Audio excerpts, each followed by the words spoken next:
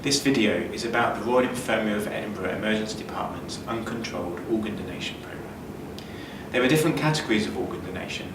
Previously, organ donation from the Emergency Department has involved referring patients diagnosed with brainstem death to the Hospital Intensive Care Unit for what is known as donation after brain death, or DBD. More recently, EDs have been involved in donation after circulatory death, also termed DCD. Most DCD occurs as a result of controlled DCD or Category 2 DCD, which occurs when a patient's heart stops after a period of severe illness, normally in a setting of an intensive care unit.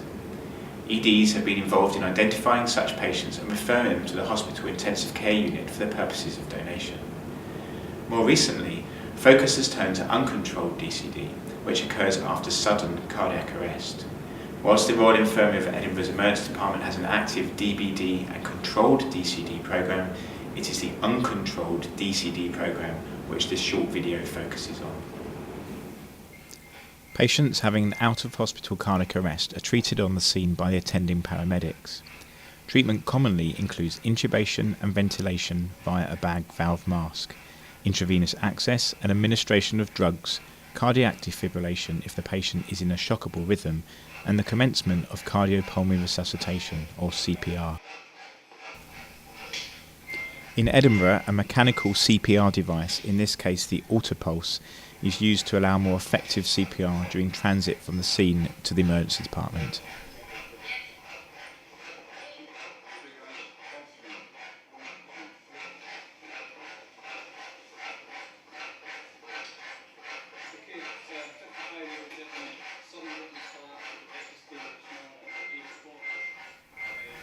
On arrival in the emergency department, a handover takes place between the attending paramedics and the receiving emergency medical and nursing team.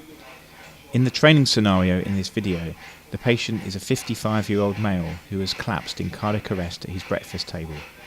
He received CPR from his wife and the paramedics arrived in 6 minutes.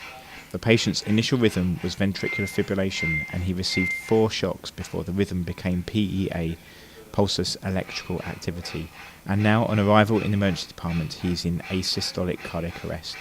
His downtime is now 60 minutes after his cardiac arrest.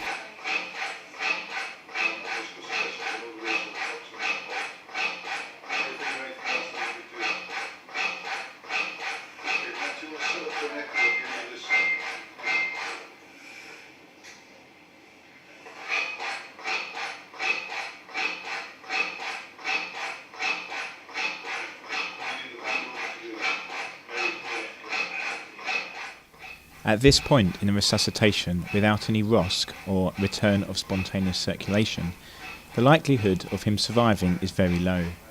However, it is extremely important that all efforts are made in the emergency department to identify any underlying causes that are reversible and to consider further advanced resuscitation measures, which may include intubation, if it has not yet been performed, focused echocardiography, as is being performed here, and is showing no cardiac movement or cardiac standstill, and more anecdotal measures such as transfer to the cardiac lab for emergency coronary angiography, to cardiothoracic theatres for bypass, or to renal for emergency hemofiltration, if any of these measures are deemed relevant and appropriate by the treating physician.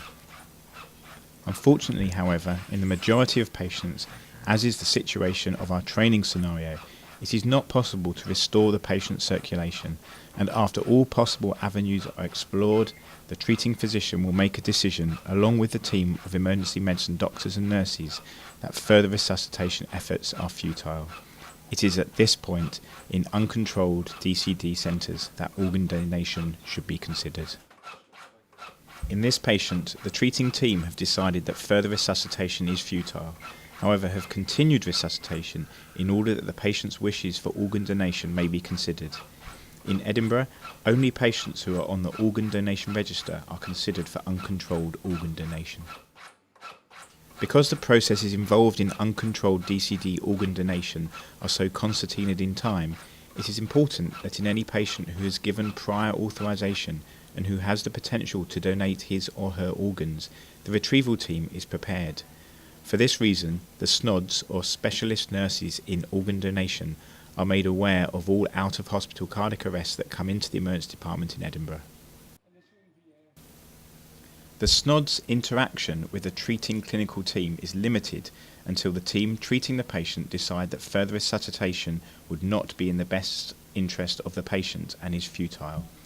The surgical retrieval team will on no account have any interaction with the treating ED clinical team at this point. The SNODs will collect background, past medical history, drug history, circumstances regarding the cardiac arrest, and whether the patient is on the organ donation registry, which is mandatory. This process involves collecting a large amount of information very quickly, and for this reason we have 2 specialist nurses in organ donation performing this role. For the purposes of uncontrolled organ donation, as in other types of organ donation, the decision that further resuscitation is futile must be made by both an emergency department consultant and a second senior doctor who has had at least 5 years post-registration experience. The emergency department consultant should go to speak with the patient's family and should take along the specialist nurse in organ donation and also an ED nurse. The emergency department consultant should communicate with the patient's family that resuscitation attempts have been unsuccessful and will shortly be discontinued. One suggested approach is to convey to the family members that when their relative collapsed, their heart stopped, and despite the efforts of both the paramedics and emergency department staff, it was not possible to restart their relative's heart. It is important to emphasise that when the machine that is compressing their chest and breathing for them is stopped, then the patient will die. During this conversation, the emergency department consultant should introduce the specialist nurse in organ donation as a specialist nurse involved in end-of-life decision-making, and further discussion regarding end-of-life choices is then led by the specialist nurse in organ donation. The SNOD explains to the family that their relative was on the organ donation register, which allows steps to be taken to maintain the option of organ donation. If the family agree, this is not an authorisation that organ donation will definitely proceed, only that the family have no objections to organ preservation procedures occurring in the emergency department once death is confirmed. If there are no family objections or further questions for the SNOD, they leave the family and tell the theatre team that they can progress with the organ preservation procedure. If the patient's family are distressed at the possibility of organ donation, then the process is terminated and the surgical team is stood down. The operating team, including ODPs and surgeons, are contacted by the SNOD via a dedicated pager system and make their way to the emergency department normothermic regional perfusion or NRP room. This is an area in the emergency department which is suitable for the NRP procedure and also allows ongoing use of resuscitation rooms by the emergency department should further patients present requiring resuscitation. There should be no contact between any members of the surgical team and the emergency department team caring for the patient until death is pronounced by the emergency team. When the organ retrieval team is ready and set up, the ED consultant will discontinue the resuscitation effort, turn off the ventilator or cease manual ventilation, and cease manual or mechanical cardiac compressions. The ED consultant will then diagnose death as per the Academy of Medical Royal College's guidelines on diagnosing death according to cardiac criteria, being 5 minutes of no cardiopulmonary activity, further stringently defined here as both asystole on the patient's ECG and no cardiac movement on focused echocardiography as performed by the ED physician. Plus, when available, no pressure wave visible on arterial transducer, and also no respiratory effort after disconnection. Still have asystole on the monitor. I can't feel a pulse. So Matt, do you want to look at the echo and I'll begin to listen for breath sounds for 5 minutes. If any electrical activity is noted on the ECG monitor or any coordinated cardiac movement noted on focused echo during the 5-minute period, then the 5-minute period will begin again. This will not affect the ED physician's decision of futility and would not lead to a change in the patient's management except in the extremely unlikely event of significant and sustained cardiopulmonary activity being detected. In this case, the ED physician should reassess the patient.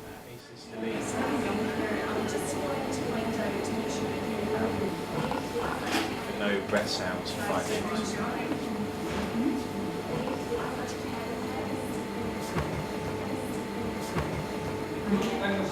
After 5 minutes, the ED consultant will confirm death. Okay, that's 5 minutes. So there are breath sounds. there have been no breath sounds or heart sounds. There's no movement on the echo. It hasn't been 5 minutes, and there's asystole on the trace. So that's a PLE time of 10:24. PLE then at 10:24. Can we just take the patient off the autopulse and do you want to check the back while Thank you we do very that? much, Marvin.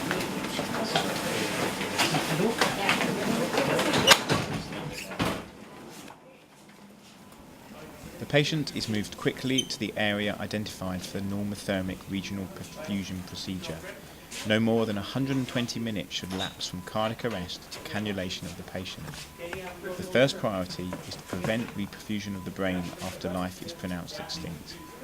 A cannula with a balloon is placed into the thoracic aorta via the left femoral artery, which prevents any perfusion above the abdomen, and in the right groin, arterial and venous cannulae are placed into the femoral artery and femoral vein in order for the NRP, a form of bypass, to perfuse the abdominal cavity.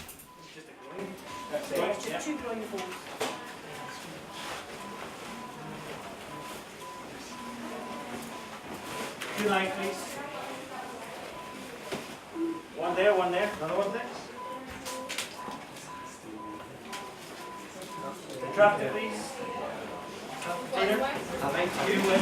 Yeah. One more. One more.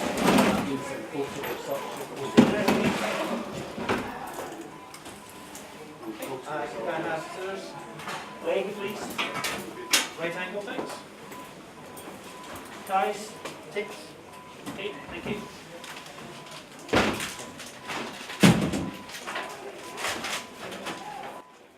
In Edinburgh, a trained member of the theatre team confirms the absence of blood flow to the brain by monitoring the carotid vessels by ultrasound and also by monitoring the radial artery pressure if present.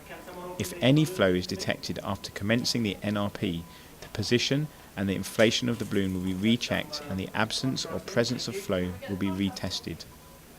The balloon position and inflation can also be checked using portable X-ray in the emergency department. Right. Got some flush.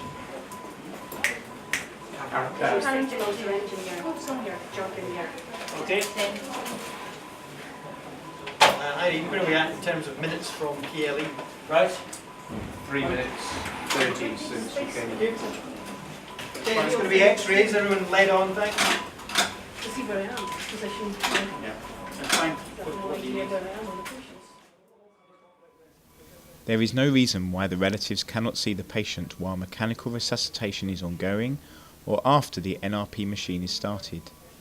Also, whilst the NRP procedure is taking place, the emergency department team will be informing the patient's GP and also obtaining authorisation from the duty procurator fiscal, who is the equivalent of the coroner in England and Wales. After these discussions, the emergency department consultant should be in a position to issue a death certificate if agreed by the procurator fiscal that there are no suspicious circumstances to the death. During the NRP process, the specialist nurse in organ donation will be having a much longer discussion with the patient's family about what the organ donation procedure entails, and will also obtain further details about the patient, which will help decide whether or not organ donation finally goes ahead. Once the patient is firmly established on the NRP, the patient is transferred to the operating room for organ retrieval.